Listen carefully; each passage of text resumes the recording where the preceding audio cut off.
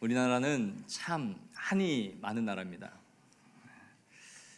다 아시는 것처럼 중국, 러시아, 일본 이런 강대국들의 틈에서 외침을 면할 날이 없었습니다.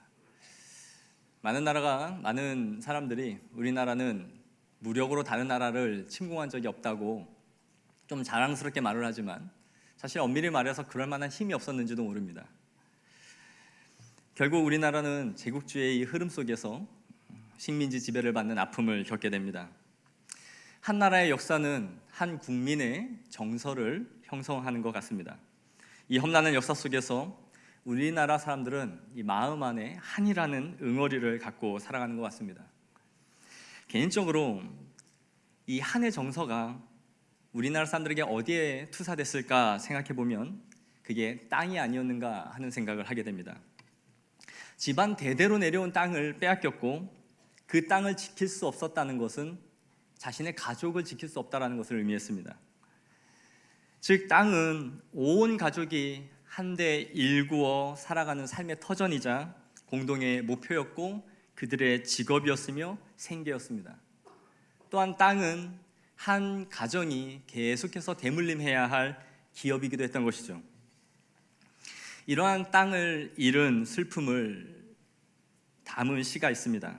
가장 한국적인 시를 썼다고 알려진 김소월 시인의 바라건대 우리에게 보습될 땅이 있었더라면 이라는 시에서 이렇게 표현했습니다.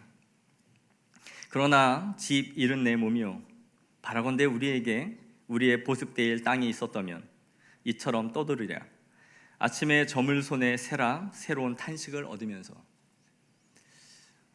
제가 얼굴이 매우 깐깐해 보이죠? 아주 시를 좋아하는 감수성이 야들야들한 사람입니다.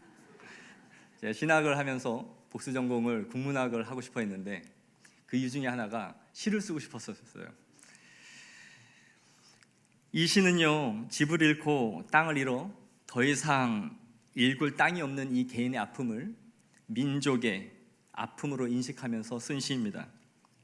그래서 오늘 설교 제목도 이 시에서 제가 가져와 봤습니다. 이 시에서 보여주듯이 우리 민족이 갖고 있는 한은 조상 대대로 내려온 땅을 빼앗겼다는 데서 생긴 것이죠. 현재 우리는 나라는 되찾았지만 땅의 그 간절함은 지금도 계속되고 있고 그 땅에 대한 간절함은 바로 집으로 그 간절함이 바뀐 것 같습니다. 대한민국에 사는 거의 모든 사람들에게 그 꿈이 무엇이냐라고 묻는다면 아마 80~90% 그 이상은 내 집 마련의 꿈을 말할 것입니다. 하지만 이것은 하늘에서 별을 따는 것보다 힘든 일입니다. 5월, 9월 19일자 뉴스에 의하면 서울의 평균 집값이 8억 7천이다라는 통계가 나왔습니다. 물론 사는 집마다 다르겠지만 이것은 평균 수치인 것이죠. 작년 5월에 발표된 평균 집값이 얼마인지 아십니까? 7억입니다. 1년 사이에 1억 7천이 뜬 것이죠. 그렇다 보니 정상적인 방식으로는 돈을 벌어서 집을 살 수 없는 상황이 되어버린 것입니다. 또 돈이 있는 사람은 집을 사서 투기의 목적으로 돈을 버는 것이 너무나 이상하지 않은 오히려 상식적인 일처럼 통용되는 시대를 살아가고 있는 것이죠. 생각해 보십시오. 집을 한 채 사서 1년 동안 깔고 앉아만 있었더니 1억 몇 천이 뜨더라. 이 정도의 이득이 어디 있습니까? 요즘에 이런 걸 뭐라고 표현하는지 아십니까? 개이득. 개이득 봤다 이렇게 말해요. 가만히 깔고 앉아서 1년을 버티면 1억 몇 천이 떠버리는 것이죠.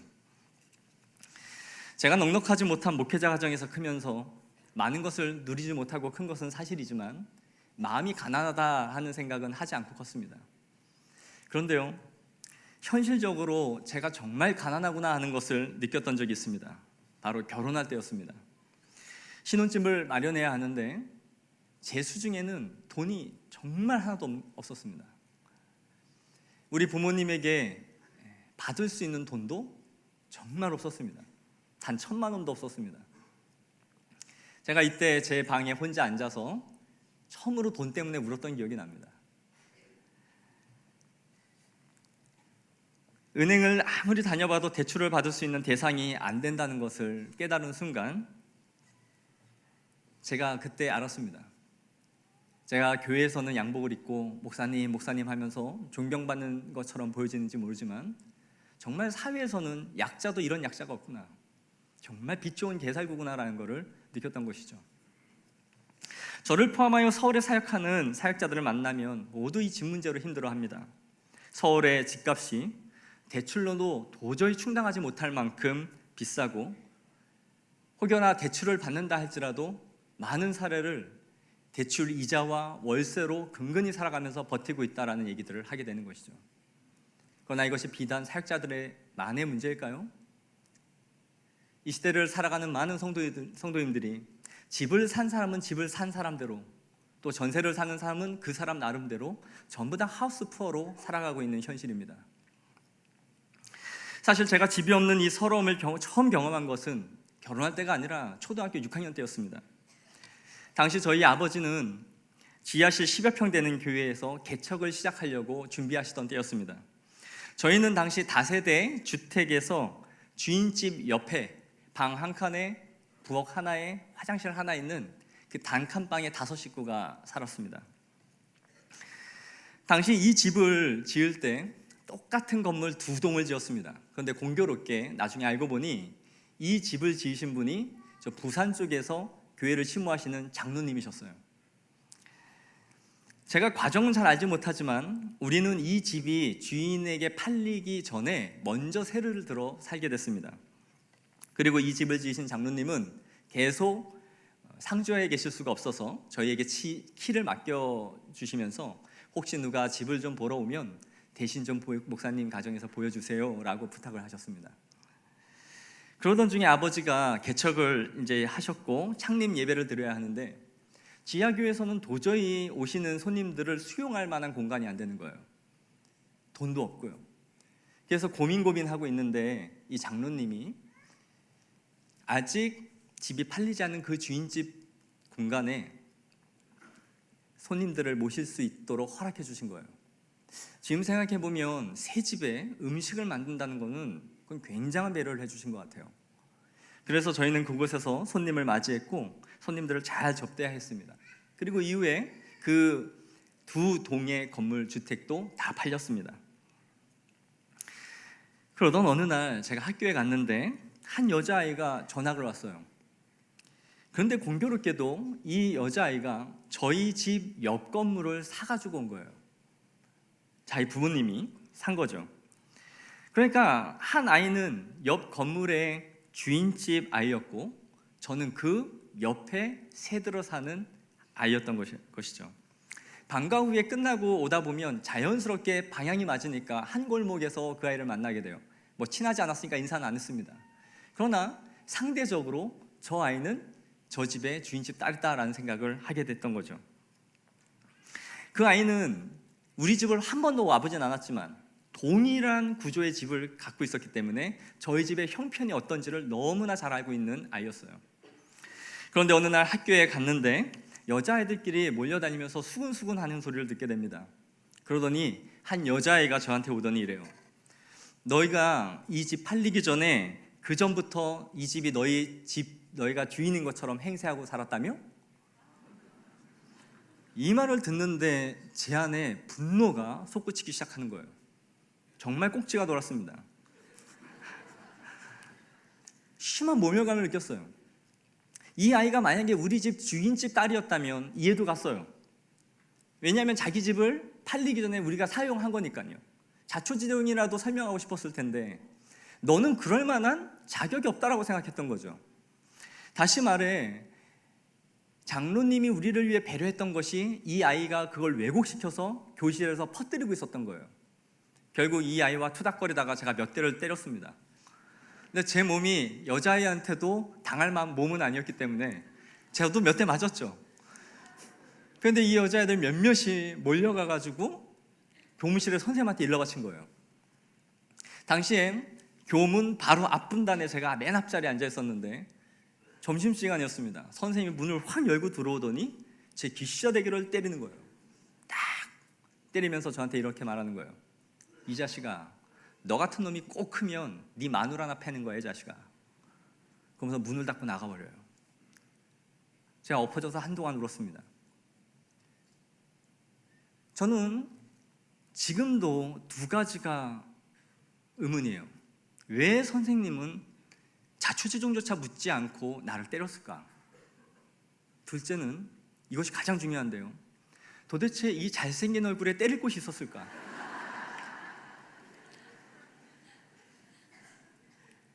아직도 풀리지 않고 있습니다. 저는 어릴 때 집이 없어서 20번 이상의 이사를 했고요. 지금도 결혼한 후에 2년마다 한 번씩 이사를 다니는 건 마찬가지입니다. 아마도 많은 사람들이 이러저러한 경험들을 하면서 집에 대한 집착이 더 강해졌으리라 생각합니다. 다른 나라 사람들도 집에 대해 이렇게 목숨을 걸까 생각하면 그건 아닌 것 같고요. 우리나라 사람들의 이 독특한 특성인 것 같습니다. 생각해보면 이게 땅을 빼앗기고 모든 것을 상실해 본 경험이 있는 민족들이 갖고 있는 민족성일까 하는 생각을 하게 되는 것이죠. 그런데 참 재미있는 것은요, 성경을 보면 구약의 가장 큰 주제 가운데 하나가 뭔지 아십니까? 땅이에요.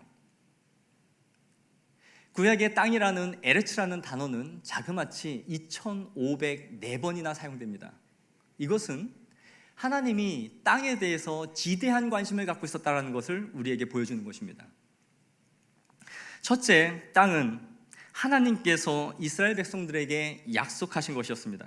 맨 처음 하나님은 이 땅을 아브라함에게 약속해 주셨고, 아브라함에게 약속하신 이 땅은 여호수아 시대에 가서 성취가 됩니다. 이스라엘에게 하나님이 땅을 주시겠다 하실 때에 흔히 사용되는 단어는 맹세하다라는 동사와 함께 사용돼요. 그래서 어떤 학자는 이 땅이 약속의 땅이라는 말보다는 맹세의 땅이다라고 하는 것이 훨씬 적합하다라고 말할 정도예요. 즉 하나님이 이스라엘 백성들에게 맹세로 주시겠다 하신 땅이었다라는 것이죠. 더욱 이 땅에 대한 약속은 후손에 대한 약속과 함께 연결되어져서 나옵니다. 창세기 26장 4절에 내 자손을 하늘의 별과 같이 번성하게 하며 이 모든 땅을 내 자손에게 주리니 내 자손으로 말미암아 천하 만민이 복을 받으리라.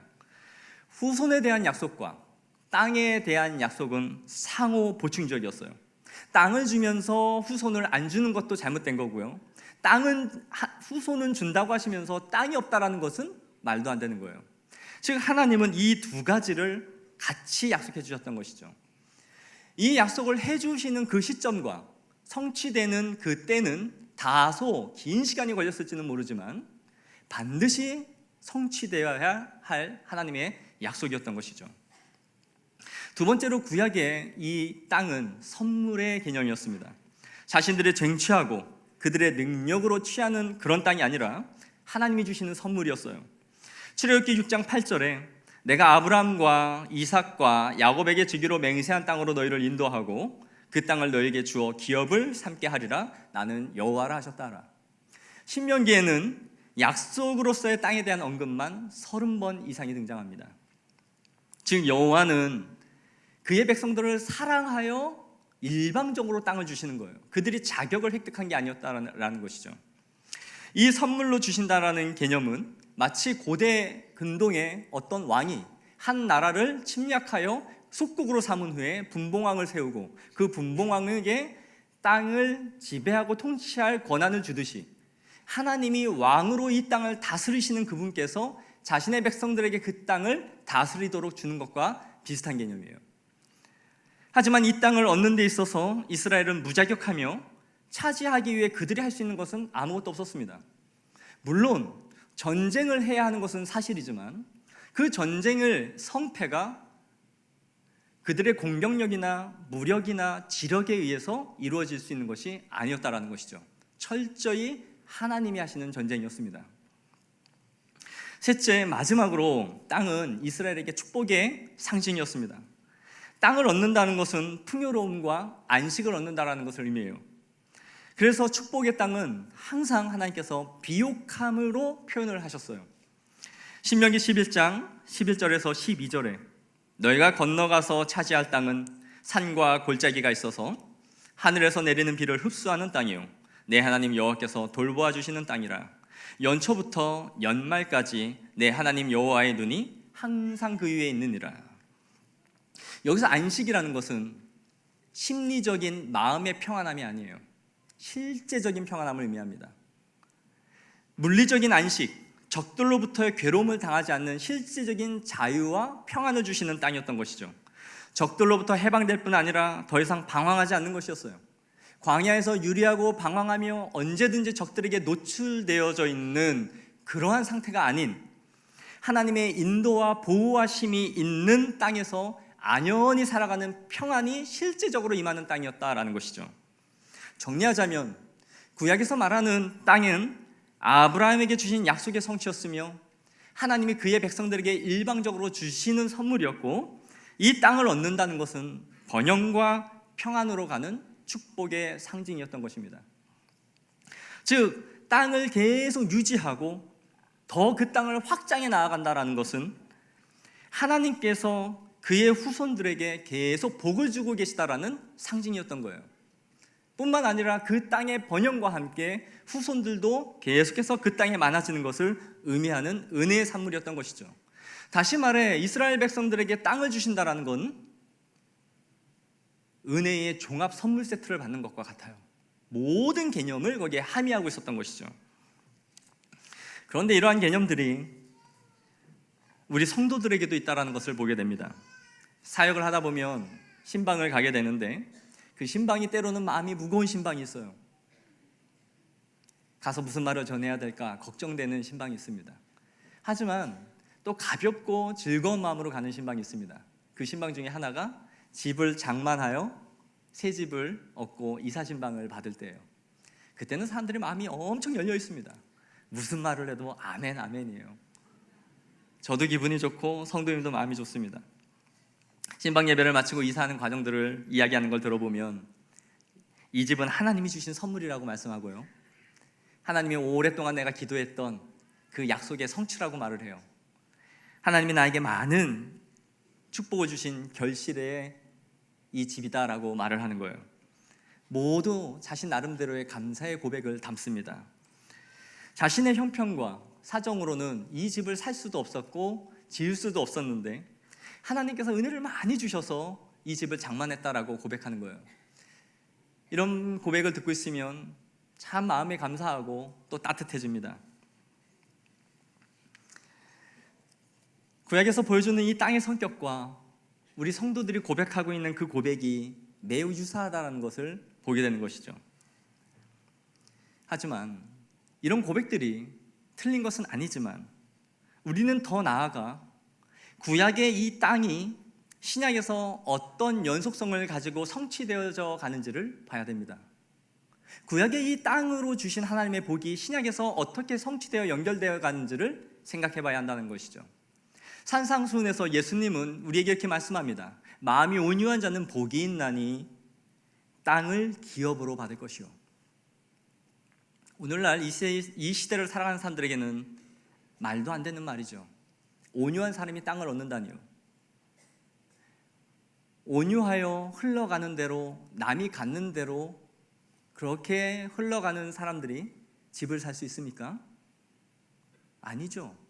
쟁투하는 사람, 투쟁하는 사람, 분투하는 사람, 끝까지 쥐어잡기 위하여 힘에 힘을 쏟는 사람만이 집을 소유하고 건물주가 되는 거예요. 그런데 예수님은 온유한 자가 땅을 얻을 것이다라고 말씀하고 있는 것이죠. 도대체 온유한 자가 얻는 땅은 어떤 땅일까요? 이 시대에 전혀 맞지 않는 이 예수님의 가르침이 어떻게 우리에게 실제가 될 수 있을까요? 온유에서는 도저히 집을 장만할 수 없는 이 시대를 살아가고 있는데 누가 이 땅을 얻을 수 있을까요? 이 땅은 힘으로 얻는 땅이 아니며 자격을 얻거나 그들의 투쟁과 지략으로 얻을 수 있는 땅도 아닙니다. 이 땅은 구약에서 말씀하신 대로 선물로 받는 땅이며 하나님의 약속의 성취이며 축복의 근원입니다. 그럼 이것이 무엇입니까? 바로 예수 그리스도이십니다. 예수 그리스도를 통해 땅이 주어지는 것임을 우리에게 말씀해주고 있는 것이죠. 예수님으로 예표된 구약의 여호수아가 그의 백성들을 이끌고 가나안 땅으로 입성을 했듯이 동일한 신약의 이름을 갖고 계신 예수님이 그의 백성들을 하나님의 나라의 유업으로 받게 하시는 분으로 우리에게 말씀하고 있는 것입니다. 하나님은 구약에서 보여주신 땅의 성취가 바로 예수 그리스도이심을 말씀해주고 있는 것이죠.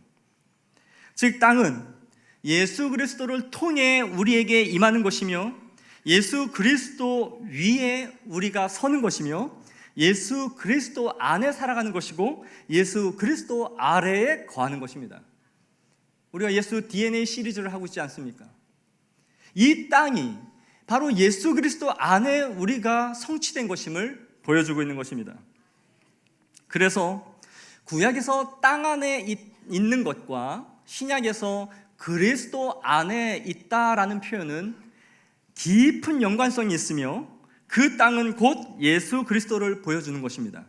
그리하여 그 땅이 안식과 평안함을 주듯이 우리가 예수 그리스도 날개 아래 거한다라는 것은 바로 그분의 안식과 쉼 속으로 들어가는 것임을 말씀해주고 있는 것이죠. 사랑하는 성도 여러분, 그렇다면 우리는 아직도 구약에서 말하는 땅의 축복을 누리기 위해 살아가고 있는 것은 아닙니까? 어떻게든 움켜쥐기 위해 쟁투하고 치열하게 싸우면서 그렇게 해서 얻어지는 것들을 하나님의 복이요 함께 하신 결과라고 우리 자신을 강화시켜가면서 그렇게 살아가고 있는 것은 아닙니까? 아브라함도 우리만큼 땅을 소유하기를 바랬던 사람입니다. 하지만 아브라함의 삶에는 두 번의 큰 사건을 경험하면서 그가 포기하는 것을 보여주는데요. 창세기 13장입니다. 그의 조카 롯과 젖과 꿀이 흐르고 에덴 동산처럼 보여지는 그 땅을 롯에게 양보하는 장면이죠. 그리고 바로 이어지는 14장은 사해동맹의 동맹과 그가 육성한 사람들을 데리고 사해동맹을 쳐부수는 장면입니다. 그가 전쟁에 승리하고 돌아오자 소돔 왕이 고맙다고 모든 전리품을 아브라함에게 돌려줍니다. 그러자 아브라함이 단 한 호라기도 받지 않겠다라고 말을 하죠. 네가 나를 치부케 하였다라는 소리를 듣지 않겠다는 것입니다. 그가 과감하게 두 번의 이 사건에서 포기할 수 있었던 것은 무엇일까요? 하나님은 그 이후에 아브라함에게 이렇게 말씀하십니다. 나는 내 방패요 너의 지극히 큰 상급이니라. 하나님이 아브라함에게 말씀하시고자 하셨던 궁극적인 것은 하나님 자신이 너의 기업이며 너의 방패다라는 것을 알게 하시기 위한 것이었던 것이죠. 아브라함은 약속의 땅을 바라본 사람이었지만 궁극적으로 하나님 자신이 그의 영원한 상급이며 그가 받을 영원한 땅임을 이미 말씀해 주셨던 것입니다. 우리가 바라는 땅은 이 땅에서 계속 재산을 증식시키고 집의 크기를 늘려가는 그런 재미입니까? 아니면 영원한 하나님의 나라를 바라보는 그런 삶입니까? 세례 요한은 자신의 사역을 시작하면서 이렇게 선포합니다. 옷 두 벌 있는 자는 옷 없는 자에게 나눠줄 것이요 먹을 것이 있는 자도 그렇게 할 것이니 사람에게서 강탈하지 말며 거짓으로 고발하지 말고 받는 급료를 족한 줄로 알라. 불과 열흘도 안 된 뉴스인데요. 부동산의 큰 손들이 지방에 신축되는 아파트를 찾아가서 집을 구경 한번 하지 않고 집의 방향이나 구조를 보지도 않고 200여 채를 한 번에 사들인다라는 뉴스를 봤습니다. 큰 손 몇몇이 가서 한 섹터를 전체를 200여 채를 사들이는 것이죠. 그리고 나서 이들이 이 집을 팔고 나가면 한 달 사이에 1억 이상의 돈이 집값이 뜬다는 것입니다. 자신들이 그 집을 사고 담합을 하여 집값을 올리고 수백억의 이득을 본 후에 떠나간다는 것이죠. 나도 돈이 있다면 저렇게 쉽게 버는 방식을 할 수 있을 텐데. 그래서 안타깝습니까? 나도 개이득 좀 봤으면 돈벼락 하는데 맞아 죽기라도 한번 해보거나 죽었으면, 정말 그런 마음을 갖고 사십니까?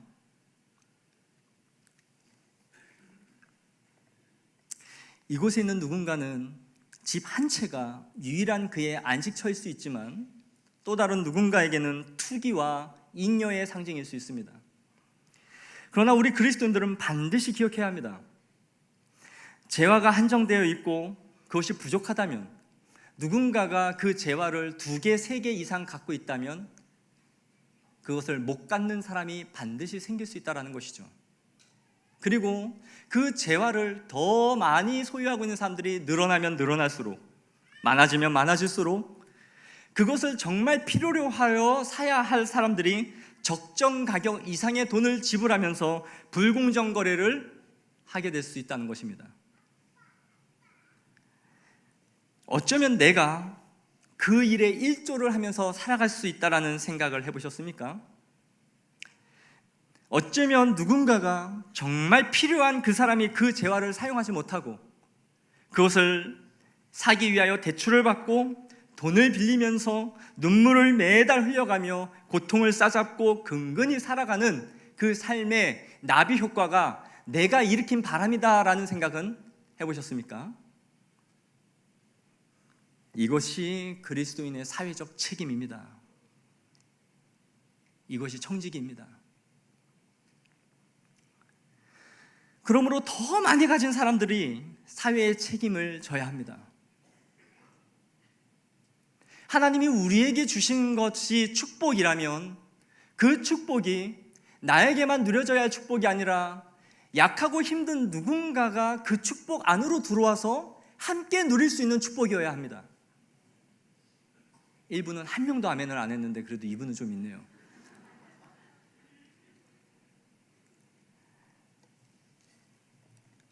우리의 축복이 누군가에게도 축복이 될 때에 하나님이 영광 받으십니다. 그리하여 하나님은 우리에게 더 많은 은혜를 베풀어 주실 것입니다. 80년대를 대표하여 노동해방을 외치며 자신의 이름을 노동해방이라는 뜻에서 박노해라고 이름을 바꾼 시인이 있습니다.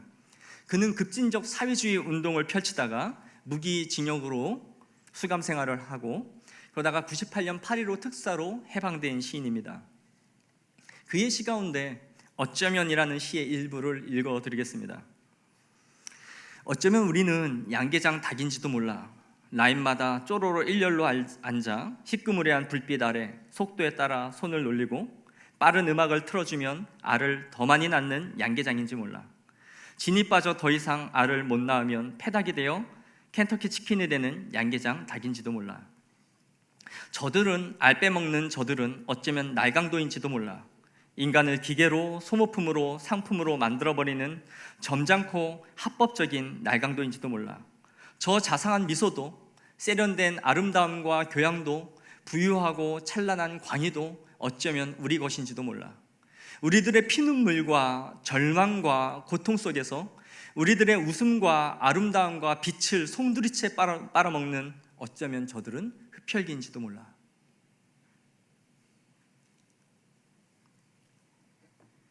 겉으로는 웃고 교양 있고 양복을 입고 많은 사람들에게 덕스럽게 보여지지만 누군가의 삶에 빨대를 꽂아 쭉쭉 빨아먹고 그들이 고통받는 그 웃음 뒤에서 그 여유를 즐기고 살아가는 그 이면을 보여주고 있는 시죠.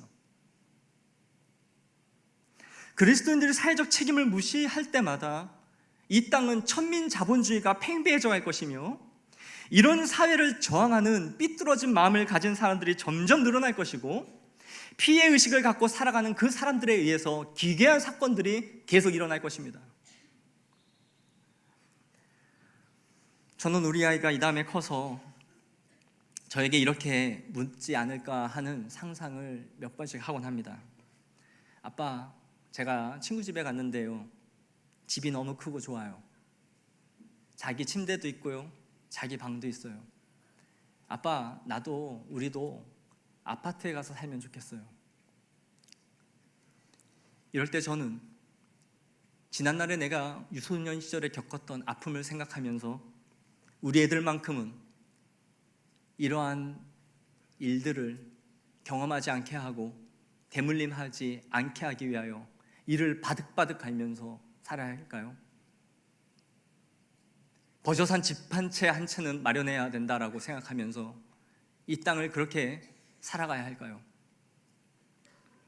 그러면서 이 아이에게 위로라고 하는 말이, 얘야 염려하지 마, 아빠가 담임으로 청빙만 가면 집 문제는 해결된단다, 적어도 아파트한테는 주지 않겠니? 이러면서 제가 그 아이에게 위로를 해줘야 될까요? 그렇게 살아가는 목회자와 있다면 이 조국교회와 하나님께는 얼마나 수치스럽고 부끄러운 일일까요? 혹시 우리도 과거에 겪은 나의 트라우마와 좋지 않은 기억들로 인하여 그러한 것을 삶의 목표로 잡고 살아가면서 계속해서 쟁취하는 삶을 살아가고 있는 것은 아닙니까? 하나님이 우리에게 이 땅에 보내주신 소명의 끝이 기껏해야 수십 년 동안 집 한 채 마련하는 것으로 우리의 소명을 이루었다라고 한다면 과연 여러분의 하늘나라에 갔을 때에 여러분이 거할 처소는 어디일까요? 저는 그러한 삶이 있다면 그는 이 땅에서는 성공한 사람이라고 말할지 모르지만 하나님 나라에는 실패자요, 루저일 뿐입니다. 패배자입니다. 집을 사지 말라는 것도 아니고 집을 많이 소유하면 안 된다는 것도 아닙니다. 우리의 목표가 거기에 있다면 우리는 하나님의 소명을 이루는 청지기는 아닙니다. 내가 많이 소유한 것이 누군가에게 안식이 되지 못한다면 그것은 하나님의 축복일 수 없습니다. 윌버포스는 이렇게 말했습니다. 부자로 태어나는 것은 죄가 아니다. 그것은 하나님의 축복이다. 그러나 부자로 죽는 것은 수치스러운 일이다. 저는 우리 아이가 어느 날 이런 질문을 할 때 오늘 본문으로 대답해 주기를 원합니다. 그런 아빠가 되고 싶습니다. 사랑하는 딸아, 우리 집이 크지 않다고 낙심하지 말거라. 내 아버지 집에는 거할 곳이 많다다. 그렇지 않았다면 우리 아버지가 그렇게 말해줬을 거야. 그러나 우리를 위하여 먼저 예배하러 가고 우리를 반드시 부르러 올 거란다. 그리고 그분의 계신 곳에 우리도 함께 있게 하실 거란다.